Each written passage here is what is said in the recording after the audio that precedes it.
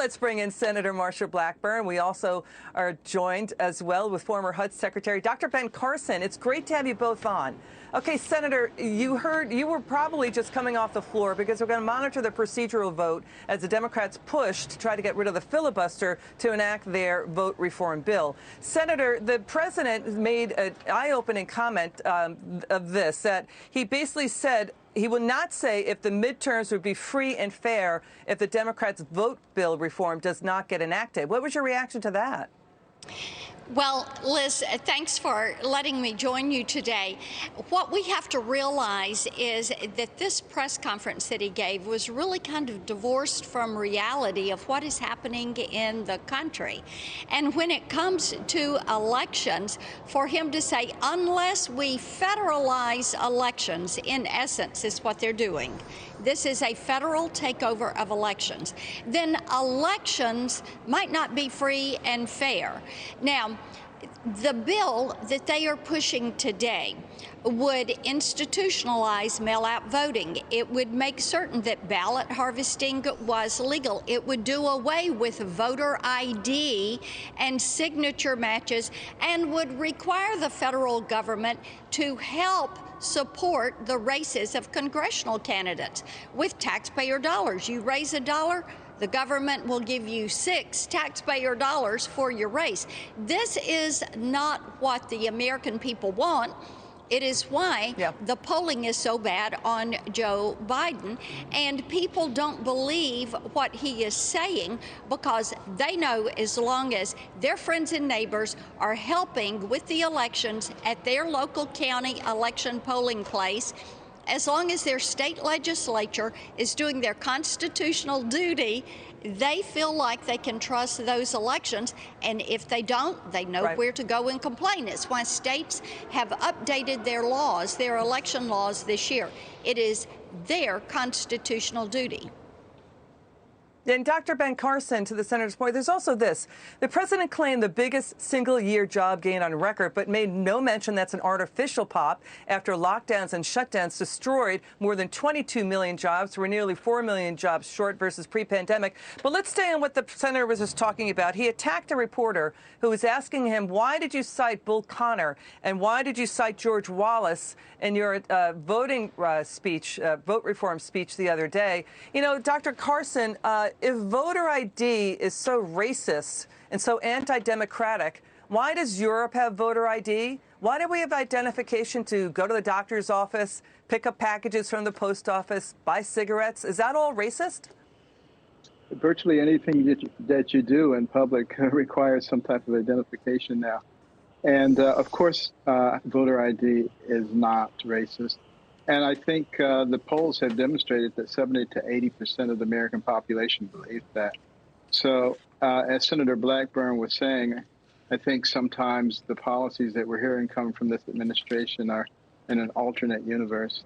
It just doesn't congeal with reality. And I think they're making a mistake by believing that the American people are so simple that you can simply say something and they won't believe their eyes, they'll listen to you.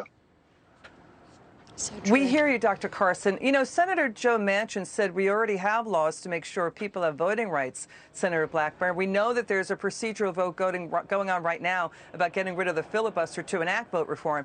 The Senator Manchin is saying we're not going to obstruct people from voting. That's not going to happen. So your reaction to that, because Senator Joe Manchin and Senator Sinema are getting slammed as racist over this. Yes, and what we have to realize is that the American people, and indeed the Tennesseans that I'm talking to, say make it easier to vote, harder to cheat. That is important. That's what they want to see. But all of this is about blowing up the filibuster, blowing up the rules of the Senate, blowing up the rule of law so that the Democrats can do what Barack Obama said they wanted to do, which is to radically transform this country. They have a very narrow window. They know they're going to lose the elections in November. So what are they doing? They are ready to say, okay, we're going to blow up the filibuster so we can do the Green New Deal, so that we can pack the courts, so we can do D.C. statehood, so we can raise your taxes. That is not what the American people are wanting. And this is why, Liz, you're seeing this resistance. His polling numbers are worse for him every single day. Right. Obviously, they don't show those numbers to him.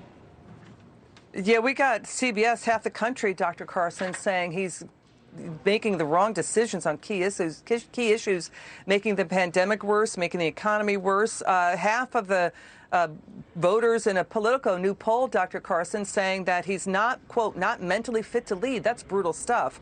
He's at the lowest job approval besides President Trump since JFK. So, you know, we have, you know, these comments coming out of the Democrats, like Hakeem Jeffries of New York, saying Democrats' federal elections takeover bill is inspired by Hugo Chavez. That's what he said today, Dr. Carson. And, you know, by the way, Obama, Bernie Sanders, Elizabeth Warren, Chuck Schumer, Biden, Kamala Harris, all supported the filibuster. This is like crazy town, what we're dealing with right now. Well, the hypocrisy is palpable. And I think that's what the American people are responding to. As I said, they're not stupid by any stretch of the imagination. And you look at the way that COVID is being handled.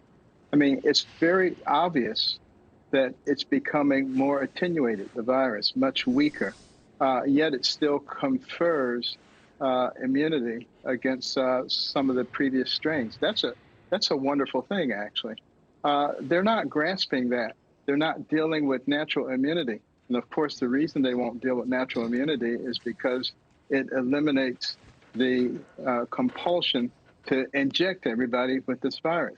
So they're not going to recognize anything that gets in the way of that, because it's a tremendous mechanism to be able to control people. And I think sometimes some of the politicians just are drunk on power, and they stop thinking about what's good for the people. You look at what's happening to our children by not being in school. I mean, it is devastating, and that's going to have a very long-term impact. Got it. Thanks for rocking and rolling with us, Senator Marsha Blackburn, Dr. Ben Carson. It was real fun to have you on the show at this in this hour, and thank you, Larry Kudlow, for joining us at the top. That was a fun segment. We're going to maybe do it again. Okay, thanks for joining us.